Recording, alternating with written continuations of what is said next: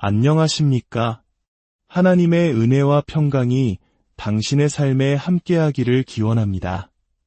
깊이 있는 지혜와 통찰의 여정에 오신 것을 환영합니다. 오늘 우리가 함께 나눌 이야기는 어쩌면 우리 신앙의 여정에서 가장 근본적이면서도 때로는 가장 혼란스러운 질문일 수 있습니다. 바로 진정한 믿음이란 무엇인가에 대한 탐구입니다. 오늘 이 귀한 말씀을 듣고 나누는 시간이 당신의 영혼에 깊은 울림을 주기를 소망합니다. 만약 이 메시지가 당신의 마음에 와 닿는다면 이 영상을 공유하고 좋아요를 눌러주십시오. 당신의 작은 행동 하나가 지금 이 순간 하나님의 말씀을 간절히 필요로 하는 또 다른 영혼에게 은혜의 통로가 될 수 있습니다. 당신의 선한 나눔 위에 주님의 축복이 가득하기를 기도합니다. 성경에는 수많은 책들이 있지만 그 중에서도 야고보서는 행동하는 믿음의 안내서라고 불릴 만큼 매우 실천적인 겉면으로 가득 차 있습니다. 오늘 우리는 야고보서의 말씀을 중심으로 믿음과 행함의 관계라는 깊은 바다를 함께 항해해 보고자 합니다. 이 여정을 시작하며 야고보서 1장 18절의 말씀을 먼저 마음에 새겨두는 것이 중요합니다. 그가 그 피조물 중에 우리로 한 첫 열매가 되게 하시려고 자기의 뜻을 따라 진리의 말씀으로 우리를 낳으셨느니라 그렇습니다. 우리의 신앙은 전적인 하나님의 선택과 진리의 말씀으로 시작된 것입니다. 우리의 모든 행함은 바로 이 놀라운 은혜의 선물에서 비롯된 결과물이어야 합니다. 이 사실을 잊는 순간 우리는 길을 잃기 쉽습니다. 자, 이제 야고보서 2장이 던지는 날카로운 질문 앞에 서보겠습니다. 14절 말씀입니다. 내 형제들아, 만일 사람이 믿음이 있노라 하고 행함이 없으면 무슨 유익이 있으리요? 그 믿음이 능히 자기를 구원하겠느냐? 이것은 참으로 우리를 불편하게 만드는 질문입니다. 야고보는 여기서 은혜로 구원받는다는 기독교의 핵심 교리를 공격하려는 것이 결코 아닙니다. 그가 도전하는 것은 실천은 전혀 없이 그저 입술로만 고백하는 믿음, 즉 주장뿐인 믿음입니다. 나는 믿음이 있다고 말하는 그 사람의 주장에 대해 의문을 제기하는 것입니다. 야고보의 마음속에는 행함이 따르지 않는 믿음의 고백을 들었을 때 마치 화재 경보기가 울리듯 강력한 경고음이 울리고 있었던 것입니다. 이것은 결코 야고보 혼자만의 생각이 아니었습니다. 그는 사실 그의 형제이시자 우리의 주님이신 예수 그리스도의 가르침을 그대로 되풀이하고 있을 뿐입니다. 예수님께서 산상수훈에서 하신 말씀을 기억하십니까? 마태복음 7장에서 예수님은 거짓 선지자들의 위험에 대해 경고하셨습니다. 그들은 양의 옷을 입고 우리에게 다가오지만 그 속은 굶주린 늑대와 같습니다.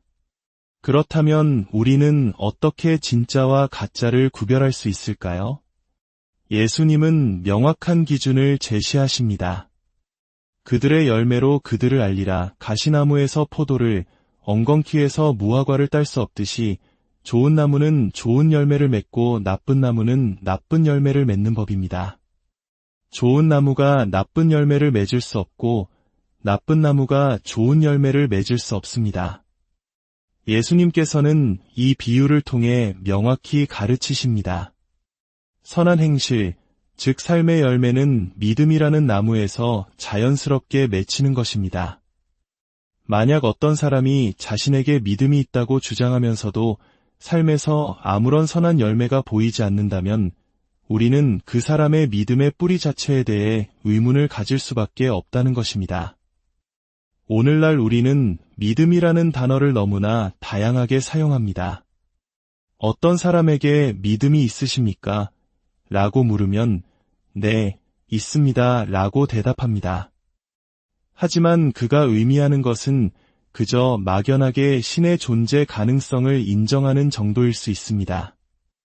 또 다른 사람은 같은 질문에 네라고 대답하며 하나님께서 그의 아들 예수 그리스도를 이 땅에 보내셨다는 사실을 믿는다고 고백할 수도 있습니다. 그러나 야고보는 바로 이 지점을 파고듭니다. 과연 그러한 믿음이 우리를 구원하는 믿음인가? 혹은 하나님 앞에서 우리를 의롭다고 인정받게 하는 칭의적 믿음인가? 예수님의 도전적인 말씀이 다시 우리 귓가에 울려 퍼집니다. 나더러 주여, 주여 하는 자마다 다 천국에 들어갈 것이 아니요 다만 하늘에 계신 내 아버지의 뜻대로 행하는 자라야 들어가리라. 그날에 많은 사람들이 주님께 이렇게 말할 것이라고 합니다. 주여, 우리가 주의 이름으로 선지자 노릇을 하며 주의 이름으로 귀신을 쫓아내며 주의 이름으로 많은 권능을 행하지 아니하였나이까? 놀라운 기적들을 행한 이들입니다. 그러나 주님의 대답은 충격적입니다. 내가 너희를 도무지 알지 못하니 불법을 행하는 자들아, 내게서 떠나가라. 이 말씀 앞에서 우리는 스스로를 정직하게 돌아보아야 합니다. 우리 모두는 우리 자신이 과연 참된 믿음 안에 있는지 스스로를 시험해 보아야 합니다. 구원받지 못하는 믿음을 가졌으면서도 구원받았다고 착각하며 살아가는 것만큼 위험한 상태는 없을 것입니다. 차라리 스스로를 불신자나 불가지론자라고 솔직하게 인정하는 것이 덜 위험할지 모릅니다. 가장 비극적인 사람은 매주 교회에 앉아 찬송을 부르고 기도를 하면서도 그의 믿음이 실제 삶과 아무런 연결이 없는, 결국에는 아무 쓸모없는 고백에 머물러 있는 사람일 것입니다. 야고보는 이어서 아주 현실적인 예시를 듭니다. 15절과 16절입니다. 만일 형제나 자매가 헐벗고 일용할 양식이 없는데 너희 중에 누구든지 그에게 이르되 평안히 가라, 덥게 하라, 배부르게 하라 하며 그 몸에 쓸 것을 주지 아니하면 무슨 유익이 있으리요. 이것은 참으로 가슴을 찌르는 비유입니다. 우리 한국 문화는 정이라는 것을 매우 소중히 여깁니다. 추위에 떠는 이에게 따뜻한 옷 한 벌을, 굶주린 이에게 따뜻한 밥 한 그릇을 내어주는 실질적인 사랑과 관심 말입니다. 그런데 만약 누군가 덜덜 떨고 있는 사람에게 다가가 따뜻하게 지내세요 라고 말만 하고 지나친다면 그 말이 그 사람을 따뜻하게 해줄 수 있습니까? 결코 그럴 수 없습니다. 그 말은 공허하고 아무런 힘이 없습니다. 야고보는 바로 이 원리를 믿음에 적용합니다. 17절입니다.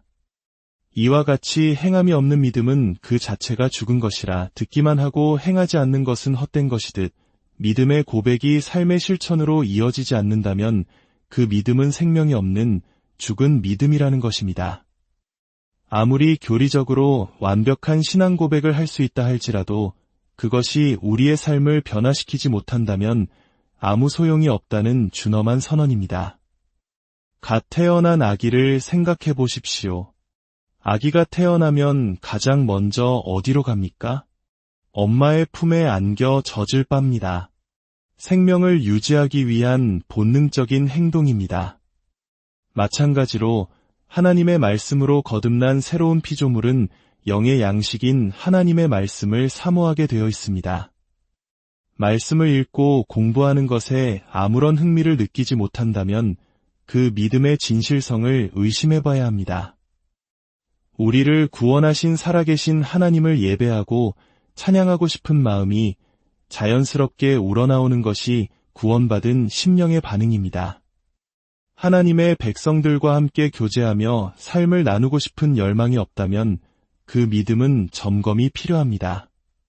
살아있는 아기는 가만히 있지 못하는 법입니다. 마찬가지로 영적으로 살아있는 그리스도인은 아무것도 하지 않고는 견딜 수 없습니다. 물론 우리 모두는 격려가 필요하고 때로는 넘어지기도 합니다.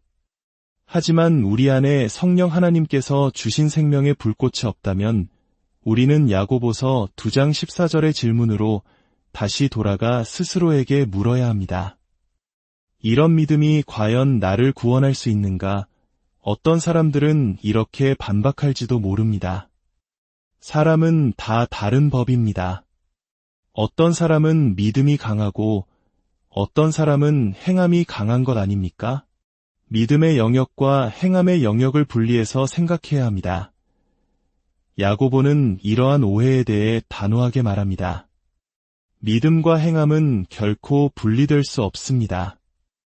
우리는 에베소서 2장 8절과 9절 말씀을 즐겨 인용합니다. 너희는 그 은혜에 의하여 믿음으로 말미암아 구원을 받았으니 이것은 너희에게서 난 것이 아니요 하나님의 선물이라 행위에서 난 것이 아니니 이는 누구든지 자랑하지 못하게 함이라. 아멘. 그렇습니다. 우리의 구원은 전적인 하나님의 은혜이며 우리의 어떤 선한 행위도 구원의 조건이 될 수 없습니다. 하지만 우리는 종종 구절에서 말씀을 멈추는 실수를 범합니다. 바로 이어지는 10절 말씀이 이 모든 논쟁의 핵심 열쇠를 쥐고 있습니다. 우리는 그가 만드신 바라 그리스도 예수 안에서 선한 일을 위하여 지으심을 받은 자니 이 일은 하나님이 전에 예비하사 우리로 그 가운데서 행하게 하려 하심이니라. 보십시오. 우리는 선한 행위를 통해 구원받는 것이 아니라 선한 행위를 위해 구원받은 존재입니다. 구원은 선한 행위의 결과가 아니라 오히려 선한 행위의 시작점이 되는 것입니다. 여기서 우리는 사도 바울과 야고보가 결코 서로 모순되는 이야기를 하는 것이 아님을 깨닫게 됩니다. 그들은 마치 한 병원에서 서로 다른 질병을 앓는 환자들을 치료하는 두 명의 의사와 같습니다. 사도 바울이 마주한 환자는 율법주의라는 병에 걸린 사람이었습니다. 그는 자신의 노력과 선행, 율법 준수를 통해 스스로의 힘으로 구원을 얻을 수 있다고 믿었습니다. 바울은 그를 향해 외칩니다. 아닙니다. 당신의 행위로는 결코 구원받을 수 없습니다. 구원은 오직 믿음으로 받는 하나님의 선물입니다. 반면 야고보가 마주한 환자는 무율법주의 혹은 방종주의라는 병에 걸린 사람이었습니다. 그는 나는 믿음으로 구원받았으니 이제 어떻게 살아도 상관없다고 생각했습니다. 야고보는 그를 향해 외칩니다. 아닙니다. 당신의 믿음이 진짜라면 당신의 삶은 반드시 변화될 것입니다. 아무런 변화도 열매도 없는 믿음은 죽은 믿음입니다. 두 사도는 동전의 양면을 보고 있었던 것입니다. 바울은 구원의 뿌리가 오직 믿음임을 강조했고 야고보는 그 뿌리에서 반드시 맺혀야 할 열매에 대해 말하고 있었던 것입니다. 야고보는 자신의 주장을 뒷받침하기 위해 두 명의 역사적 인물을 증인으로 세웁니다. 첫 번째는 유대인들이 가장 존경하는 조상, 믿음의 조상 아브라함입니다. 창세기 15장에서 아브라함은 하나님을 믿었고 하나님은 그것을 그의 의로 여기셨습니다. 이것이 바로 칭해, 즉 믿음으로 의롭다 함을 받은 순간입니다. 그는 어떤 행위를 하기도 전에 오직 믿음으로 구원받았습니다. 그러나 이야기는 여기서 끝나지 않습니다. 수년이 흐른 뒤 하나님은 아브라함에게 그의 독자 이삭을 바치라는 엄청난 시험을 하십니다. 창세기 22장을 보면 아브라함은 하나님의 명령에 순종하여 이삭을 제단 위에 올려놓습니다. 바로 이 순종의 행위가 창세기 15장에서 그가 가졌던 믿음이 진짜였음을 모든 사람 앞에 증명해 보인 것입니다. 그의 믿음과 행함은 함께 작용하여 그의 믿음을 온전하게 만들었습니다. 두 번째 증인은 전혀 예상 밖의 인물, 이방 여인이자 기생이었던 라합입니다. 그녀는 여리고 성에 살던 사람이었습니다. 그녀는 이스라엘의 하나님에 대한 소문을 듣고 믿음을 갖게 되었습니다. 그리고 그녀는 그 믿음에 따라 자신의 목숨을 걸고 이스라엘 정탐꾼들을 숨겨주는 행위를 했습니다. 그녀의 행함은 그녀의 믿음이 단순한 지적 동의가 아니라 삶의 방향을 완전히 바꾸는 살아있는 믿음이었음을 보여주었습니다. 결론은 명확합니다. 26절 말씀이 모든 것을 요약합니다. 영혼 없는 몸이 죽은 것 같이 행함이 없는 믿음은 죽은 것이니라. 사랑하는 여러분, 이 말씀은 우리에게 절망을 주기 위한 것이 아닙니다. 오히려 우리에게 큰 소망을 주는 메시지입니다. 왜 나의 신앙생활은 아무런 기쁨도 능력도 없는가 고민하는 분이 계십니까? 예수님을 믿는다고 고백했는데도 삶은 아무런 변화가 없는지 의아해하는 분이 계십니까? 어쩌면 우리가 붙들고 있었던 것이 생명이 없는 죽은 믿음의 껍데기였기 때문은 아닐까요? 예수님께서 들려주신 혼인 잔치의 비유를 기억해 보십시오. 임금님이 잔치를 베풀고 많은 사람들을 초대했습니다. 그런데 잔치에 들어와 손님들을 둘러보던 임금님은 예복을 입지 않은 한 사람을 발견합니다. 그리고 묻습니다. 친구여, 어찌하여 예복을 입지 않고 여기 들어왔느냐? 그 사람은 아무 말도 하지 못했고 결국 바깥 어두운 데로 내쫓기고 맙니다. 그 마지막 날 우리가 하나님 앞에 설 때 우리가 내세울 수 있는 것은 아무것도 없습니다. 내가 교회에서 어떤 직분을 맡았는지, 얼마나 많은 헌금을 드렸는지, 얼마나 선한 일을 했는지는 중요하지 않습니다. 유일하게 중요한 것은 우리가 예수 그리스도의 의라는 예복을 입고 있느냐 하는 것입니다. 그리고 그 예복은 오직 믿음으로만 받을 수 있는 선물입니다. 그러나 우리가 진정으로 그 예복을 입었다면 우리는 더 이상 이전처럼 더러운 옷을 입고 살 수 없습니다. 우리는 왕의 자녀답게 그 예복에 어울리는 거룩하고 선한 삶을 살아가게 될 것입니다. 오늘 말씀을 통해 다시 한번 우리 자신을 돌아봅시다. 혹시 나는 나의 선한 행위를 의지하며 하나님 앞에 나아가려 하고 있지는 않습니까? 그렇다면 그 모든 헛된 노력을 멈추고 오직 예수 그리스도의 십자가 공로만을 의지하며 나아가십시오.